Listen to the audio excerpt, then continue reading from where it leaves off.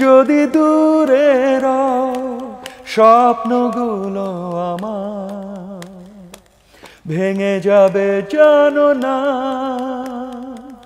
চাঁদ তারা সূর্য নাও তুমি, নাও পাহাড়ি ঝর্ণা। আমরা জানি যে বাংলা গানের দুই দিকপাল শ্রদ্ধেয় কমল দাশগুপ্ত আর ফিরোজা বেগমের আপনি সুযোগ্য সন্তান। তো বাংলা গানে আপনি থাকবেন, বাংলা গান করবেন, এটা অস্বাভাবিক কিছু নয়, কিন্তু খুব জানতে ইচ্ছে করছে যে আপনার যে হাতে খড়ি তা কার হাত দিয়ে হলো, মানে আপনার বাবার হাত দিয়ে না মায়ের হাত দিয়ে? আসলে বাবা মা দুজনের থেকেই শুরুর দিকে কিছু শিক্ষা অর্জন করে গান নিয়ে একটু চর্চা হয়েছিল। আচ্ছা, খুব বড় আকারে না, খুব রেগুলার না, খুব প্রাতিষ্ঠানিকভাবে না, কিন্তু ওনারা আমাকে গান শেখানোর চেষ্টা করেছেন। আব্বার কাছে একটু উচ্চাঙ্গ সঙ্গীতের কিছু বিষয় শিখেছিলাম, শিখতে শুরু করেছিলাম। আচ্ছা, আর তবলা বাজাতে উনি শিখিয়েছিলেন আমাকে। মা শেখাতে শুরু করলেন নজরুল সঙ্গীত খুব অল্প বয়স থেকে। আপনার বয়স কত ছিল তখন? আমি প্রথম যখন রেকর্ডিং করি, একদম প্রফেশনাল ভাবে রেকর্ডিং করি EMI রেকর্ড কোম্পানির জন্য, তখন আমার বয়স 9 বছর। তো মা শেখালেন কিছু নজরুলের, কাজী নজরুল ইসলামের শিশুদের গান ওনার লেখা, যেমন প্রজাপতি প্রজাপতি। আপনি প্রথম গান কোনটা শিখলেন? এইটাই সেটা, প্রজাপতি প্রজাপতি কোথায় গেলে ভাই এমন রঙিন পাখা, টুকটুকে লাল নীল ঝিলিমিলি আঁকা বাঁকা, কোথায় গেলে ভাই এমন রঙিন পাখা। তো আপনি এরকম দুজন মহিরুহ সঙ্গীতের, তাদের সন্তান হয়ে পশ্চিমা গানের দিকে ঝুঁকলেন কিভাবে? স্কুলের শেষ বছরগুলির দিকে যখন পৌঁছালাম, টিনেজ বয়স, তখন বাসায় কিছু রেকর্ড আসতে শুরু করে, ইংরেজি গানের রেকর্ড আসতে শুরু করে। তো আমার মনে আছে যে প্রথম দিককার একটা দুটো রেকর্ড বড় ভাইয়ের ফ্রেন্ডসদের হাত ধরে বাসায় এসছিল। আচ্ছা, তার মধ্যে ছিল টম জোন্স, এলভিস প্রেসলি ইত্যাদি। তারপরে মা যেহেতু খুব প্রোগ্রেসিভ একজন মানুষ ছিলেন, উনি তো তখন কলকাতায় ব্যস্ত হতে শুরু করেছেন। মা অনেক কিছু আমাদের জন্য কলকাতা থেকে নিয়ে এসেছিলেন ওই সময়, খেলার যন্ত্র থেকে শুরু করে সব কিছু, খেলার ইকুইপমেন্ট। তো তার মধ্যে একবার কিভাবে সময় বের করে উনি রেকর্ডের দোকানে গিয়ে বিটলসের একটা রেকর্ড নিয়ে আসলেন। এবং ওনার হাত ধরে উনি দেশে ফিরলেই ওনার সুটকেস ঘিরে আমরা বসতাম যে কি কি এসছে। তার মধ্যে আমও থাকতো। তো কি সুন্দর স্মৃতি, মানে আমি তো দেখতে পাচ্ছি মনে হচ্ছে ভিজুয়ালি। আমরা উদ্গ্রীব হয়ে অপেক্ষা করতাম। তো বেরোলো বিটলসের রেকর্ড। বিটলসের রাবার সোল নামে একটা অ্যালবাম আছে। আচ্ছা, বিটলসের পথ চলার মাঝামাঝি সময়কার একটা অ্যালবাম, সুন্দর অ্যালবাম, বেশ কিছু ভালো গান আছে সেখানে। এই প্রথম দেখলাম অ্যালবামটা, বেশ একটা অরেঞ্জ কালারের, 4 জন বিটলসের 4 জন মেম্বারের ছবি, সবার লম্বা লম্বা চুল, সুন্দর এটা এটা। তো ওখানে একটা গান খুব ফেভারিট হলো, Norwegian word, I once had a friend, or should I say she once had me। এই গানটা মনে আছে, তুলেছিলাম ইত্যাদি। তো কিশোর আপনি? একেবারে কিশোর, হ্যাঁ, স্কুলে যাচ্ছি। তো এই হলো প্রথম ব্যান্ডের রেকর্ড বাসায় ঢুকলো, এইগুলির একটা প্রভাব পড়ে। সো তাদের ইমেজ, এখন তারা ছেঁড়া জিন্স পরছে না কি পরছে, কি ধরনের বুটস পরছে, তো হ্যাট পরছে, লং হেয়ার, কি ধরনের শার্ট টার্ট পরছে, এসব তো ইমেজ চোখে পড়ছে। মানে ওয়েস্টার্ন কস্টিউম থেকে শুরু করে গান, সবকিছু থেকে গান, গানের লিরিক্স, সাউন্ড, ওভারঅল সাউন্ডটা, এইগুলির প্রভাব পড়তে পড়তে আকৃষ্ট হলাম। তো ওই রকমই দেখতে, ওরকম হওয়ার চেষ্টা করছিলাম। আচ্ছা আচ্ছা, শাফিন ভাই, আমি শুনেছি যে আপনারা ভাইয়েরা মিলে আর কি ড্রাম, প্রথমত ড্রামস আপনাদের ছিল না, তো আপনারা নাকি নানাভাবে দেশীয় কায়দায় ড্রামস বানালেন। হ্যাঁ, ওইটা আপনার বাবা আবার শুনেছেন, ওই ঘটনাটা একটু শুনতে চাই আসলে। তো একদম রাইট, সেটা হচ্ছে যে ইনস্ট্রুমেন্টের তো খুব অভাব ছিল, বাসায় তখন কিছুই আসেনি যখন, তখন এইসব ওয়েস্টার্ন মিউজিক শুনতে শুনতে ড্রামসের হচ্ছে ছবি টবি দেখতে পাচ্ছি। তো ড্রামস একটা বানানোর চেষ্টা, বানানো মানে হাতের কাছে যা যা জিনিস আছে সেগুলি দিয়ে একটা যদি ড্রামসের মতো করে কিছু বাজানো যায়, এই চেষ্টা একটা ছিল। কি করলেন তখন? তো তখন হলো কি, ক্রিয়েটিভ মাইন্ড বলল যে আচ্ছা বাসায় তো ট্রাঙ্ক আছে, লোহার ট্রাঙ্ক থাকে, আচ্ছা। এই ট্রাঙ্কে জুতো দিয়ে এরম বাড়ি দিলে কিন্তু বেস ড্রামের মতো আওয়াজ হয়, ধাপ ধাপ করে, আচ্ছা ভারী একটা আওয়াজ হয়।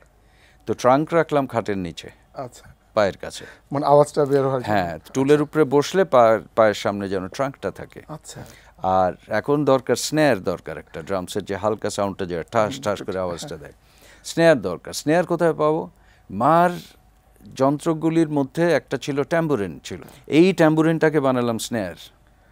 এখন তো লাঠি দরকার, ড্রামসের স্টিক তো কেউ কিনে দেয়নি, নাই তখনও। তো বাগানের গাছের থেকে চিকন যে ডালগুলি ওগুলি ভেঙে ড্রামসের স্টিকের সাইজে নিয়ে সেইগুলি দিয়ে বাজাতে চেষ্টা করছি, দেখছি দেখছি একটা কোনো রকম বিট টিট বানিয়ে বাজানোর চেষ্টা। ফাইন। এইটা যখন বাসায় করছি তখন আব্বার চোখে তো পড়েছে এসব। তো আব্বা ওটাও দেখছেন, গিটার হাতে চেষ্টা করছি সেটাও দেখছেন। তো আব্বার সাথে এই সময়টাতে কিচ্ছু বলতেন না, চুপ করে পাশের ঘরের সাথে সহ্য করে যাচ্ছেন এইসব অত্যাচার, সহ্য করে যাচ্ছেন। তারপরে দুটো জায়গায় উনি কথা বলেছেন দুবার। একটা হলো আমাদের শ্রদ্ধেয় মোস্তফা মনোয়ার সাহেব তখন বিটিভির ডিজি। তো মোস্তফা মনোয়ার সাহেবকে আব্বা একটা নোট পাঠিয়েছিলেন ওই সময়, যে বিটিভিতে যাওয়া শুরু হচ্ছে, মানে মার আয়োজিত অনুষ্ঠানে মাঝে মাঝে যাচ্ছি। তো আব্বা লিখেছিলেন ওনাকে যে এদেরকে একটু দেখে রাখিস, মনে হয় কিছু হবে, মনে হয় কিছু হবে, ছোট একটা চিরকুটের মতো একদম, এর থেকে বেশি কথা না, এই একটা লাইনই। কিন্তু মায়েস্ট্রো ঠিকই উনি মানে ধরতে পেরেছিলেন, হয়তো ধরতে আপনাদের কিছু হবে। গিটার বাজাচ্ছি, গিটার টিউনও শুরুর দিকে ঠিক মতো টিউনিং করতে পারি না, 6টা তার, চেষ্টা করছি কিন্তু সম্ভবত ডিসটিউন বাজাচ্ছি। কারণ উনি পাশের ঘর থেকে অনেকক্ষণ শুনে টুনে চলে আসলেন, এসে বললেন যে কিভাবে 6টা তার টিউন করতে হয়। মাইলসের শুরুটা কিভাবে হলো সেই দিনটার কথা কি মনে আছে? এক্ষুনি যে আলাপটা করছিলাম এটার থেকেও মাইলসের গঠনের দূরত্ব অনেক, এর মাঝে অনেক কিছু হয়েছে। আচ্ছা, আস্তে আস্তে তো এই ধরনের সঙ্গীতের দিকে এগোলাম। তাতে প্রথমটা ছিল কোনো ব্যান্ড ট্যান্ড গঠন করার প্রয়োজনও মনে করিনি, কোনো নাম দেওয়ারও প্রয়োজন মনে করিনি। ফ্রেন্ডসরা একসাথে বাজানোটাই একটা বিরাট আনন্দ ছিল। তো আমার মনে আছে ধানমন্ডি 27 নম্বর রোডে একটা রেস্টুরেন্ট ছিল, ডিম্পল নামে একটা রেস্টুরেন্ট ছিল। এটাতে আমরা কিছু ফ্রেন্ড একসাথে বাজাতাম, সপ্তাহে একবার কি দুবার বাজাতাম, এবং সেগুলো ওয়েস্টার্ন মিউজিক, ইংলিশ গানে কাভার্স করছে। এবং সেখানে আপনারা চিনবেন যে পরিচিত অনেক মিউজিশিয়ানই ওখানে শুরু করেছিল, আমাদের বন্ধু হিসাবে সকলে বাজিয়েছে। যেমন ফুয়াদ নাসের বাবু বাজাতো, ফিডব্যাকের ফুয়াদ নাসের বাবু কিবোর্ডসে। এই জায়গাটা পিয়ারু খান ফিডব্যাকের ড্রামার ছিল, পিয়ারু খানের কোনো পরিচিত বা আত্মীয়ের রেস্টুরেন্ট ছিল। তো এই জন্য আমরা সেখানে বাজানোর সুযোগটা পেয়েছিলাম। তো পিয়ারু বাজাতো ড্রামস। তারপরে আমাদের সাথে নয়ন মুন্সি ছিল, পরবর্তীতে মারা গেছেন, কিন্তু খুব ফেমাস গিটারিস্ট, খুব ট্যালেন্টেড গিটারিস্ট। নয়ন বাজালো, আমি, হামিন, আমরা সবাই, মুরাদ ছিল, আমরা সবাই ওখানে একত্র হয়ে বাজাতাম। প্রথম ব্যান্ড ছিল বারক নামে, আমার প্রথম ব্যান্ড। এটা সম্ভবত 1977-এ। এটা চলতে চলতে 2 বছরের মাথায় ফরিদ রশিদ ফেরত আসলো। ফরিদ রশিদ ফেরত আসলো বলতে ফরিদের ব্যাকগ্রাউন্ডটা একটু বলি। ফরিদ দেশের ওয়ান অফ দি ফার্স্ট ব্যান্ডসগুলির মধ্যে একটা ব্যান্ডে বেস গিটার বাজাতো। তো ফরিদ এটা করে টোরে এক সময় লন্ডনে গেছিলো। তো লন্ডনে গিয়ে ফেরত আসলো যখন, তখন 1979, ও ফেরত আসলো যখন, তখন he thought of forming a band, আবার he thought of doing a band. তো ফরিদ এসে আমাদের বাসায় তাকে কেউ নিয়ে আসলো এবং আমাদেরকে জয়েন করতে বলল। এভাবে কিন্তু মাইলসে 1979-এ আমাদের যাত্রা শুরু। এই সেই মাইলস। আর এই ক্যাসেটের গল্প আমি শুনতে চাইবো আপনার কাছ থেকে। 1982 সালে এটা রিলিজ হয়েছে। যতদূর মনে পড়ে আমার খালি টাইটেলটা মনে পড়ে, love me tonight. Love me tonight. Love me tonight, feel like making love to you, say I love you baby, I need your love. তো কি ওগুলি সুন্দর, কি সুন্দর কণ্ঠ আপনার আসলে। আর দর্শকদের একটা জিনিস কিন্তু জানানো উচিত, দর্শকরা ভাবেন যে হামিন আহমেদ, শাফিন আহমেদের আপনাদের যে অ্যাকসেন্ট, হ্যাঁ মাইলসের, যে ভাবেন যে আপনারা ইংলিশ মিডিয়ামের ছাত্র ছিলেন ওই সময়কার। আসলে কি তাই ছিলেন? নো, আমরা সম্পূর্ণ বাংলা মিডিয়ামের ছাত্র। ইউনিভার্সিটি ল্যাবরেটরি স্কুল তখন নীলক্ষেতে অবস্থিত, ঢাকা বিশ্ববিদ্যালয়ের আন্ডারে। তারপর তো আপনি ব্রিটেনে আমি তো পড়তেও গেলাম বাইরে। কম্পিউটার সায়েন্সে পড়াশোনা করলেন, Yes. 10 বছর থাকলেন। হ্যাঁ, তো ওখান থেকে আমি শুনেছি যে আপনার যে সেকেন্ড যেটা ক্যাসেট বের হলো মাইলসের Right. Step further, Yes, Step ওখানে একটি Further, গান মাত্র আধা ঘন্টায় আপনি করলেন, ইটস ম্যাজিক। এই ইটস ম্যাজিকই পরবর্তীতে কি জাদু কি জাদু নামে প্রত্যাশাতে বাংলায় সম্ভবত ছিল, হ্যাঁ। রূপান্তরিত হয়। আপনি মাইলসের যে বাংলা গানের যাত্রা, সেই যাত্রাটার আমরা শুনেছি আপনি পরিকল্পনা করেছিলেন শুরুর দিকে যে Right. বাংলায় যেতে হবে। ইমিডিয়েট পরিকল্পনা ছিল না, কিন্তু পরিস্থিতি দেখে এবং তখন কমিউনিটি, মিউজিক কমিউনিটিতে যারা আমাদের আশপাশে আছে তাদের সাথে কথাটা তো বলে যা দেখলাম, সবার একটা এক্সপেকটেশন, দোস্ত এবার তোদের you should do something, Bangla করা উচিত তোদের। দেন আই ডিসাইডেড যে বাংলা গান আমাদের করা বাংলা গান উচিত। করতে হবে। প্রথম প্রেমের মতো প্রথম কবিতায় সে বলে, হাত ধরে নিয়ে চলো অনেক দূরের দেশে। এটা তো এই জায়গাটা একরকম। যখন অন্তরাটা পড়ছি, দুটো ভার্স লেখা, কিন্তু কোনো ধাক্কা খায়নি, পুরো জিনিসটা খুব স্মুথ হয়েছে। যেমন কত পথ প্রান্তর ঘুরে ফিরেছি, পাইনি তো আজও তোমায়, ও সেই পথ চলা শেষ হলে কাছে এসে যেও বলে, এই তো আমি, এই তো আমি প্রথম প্রেমের মতো। এটা আবার 4x4 এ ঢুকে যায়। চাঁদ তারা সূর্য নও তুমি, এই গানটার জন্য আমরা আলাদা করে ধন্যবাদ জানাতে পারি এই গানের যে সুরকার মানাম আহমেদ নিশ্চয়ই, ভাইকে, আর নিশ্চয়ই। গীতিকার কাজী ফারুক বাবুল। ফারুক বাবুল। হ্যাঁ। আর ঈদের অনুষ্ঠানে চাঁদ তারা যদি না হয়, আমার ধারণা চাঁদ তারা সূর্য নও তুমি, নও পাহাড়ি ঝর্ণা, যদি বলি ফুল তবুও হবে ভুল, তোমার তুলনা হয় না। তুমি না এলে এই পৃথিবী আমার হারাবে আপন ঠিকানা, যদি দূরে রও স্বপ্নগুলো আমার ভেঙে যাবে জানো না।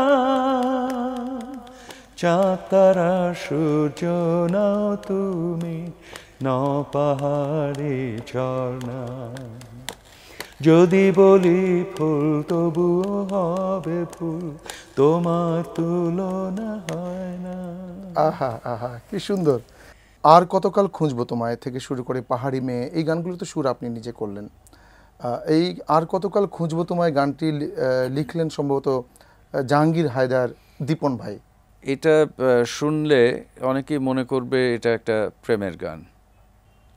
এটা আসলে প্রেমের গান না, ও পুরোটুকি লিখেছে আধ্যাত্মিকতা নিয়ে, যার জন্য মাঝখানে ওই কথাগুলো এসছে। মাঝরাতে ঘুম ভাঙে চেয়ে দেখি আকাশে তারার মেলা, রাতের হিম ঝরে গাছে পাতায়, এমন সময় হঠাৎ প্রশ্ন জাগে, আর কত কাল খুঁজবো তোমায়। কি সুন্দর, মানে সো বিউটিফুল গান লিখেছে। হ্যাঁ। অনেকে বলছে আমার কাছে এটা বেস্ট, হ্যাঁ, আমার কাছে আসলে, আপনাদের আসলে। করা গানের মধ্যে এটা বেস্ট। পাহাড়ি মেয়ে এই গানটা শুনলেন না, ওই পাহাড়, ওই ওই মানে এটা এসে লেখা, ভিজুয়ালটা চলে আসে ফেরদৌস আসলে। নাহারের লেখা। হ্যাঁ, ফেরদৌস নাহারের। বাংলাদেশের পাহাড়ি অঞ্চল নিয়ে, হ্যাঁ, সিলেটের পাহাড়ি অঞ্চল নিয়ে লেখা। আচ্ছা, সঘন চোখের মাঝে সবুজ বনানি কাঁপে, ছায়া ফেলে নীল জলচরণা, অধীর ঢেউয়ে দোলা দিয়ে যায় আনমনা, থেকে থেকে শুধু চঞ্চলা, পাথুরে নদীর জলে পাহাড়ি মেয়ে নামে, ভেজা তার তনু মন তারা দেয় না, কি স্বপন এঁকে দিল বলা যায় না।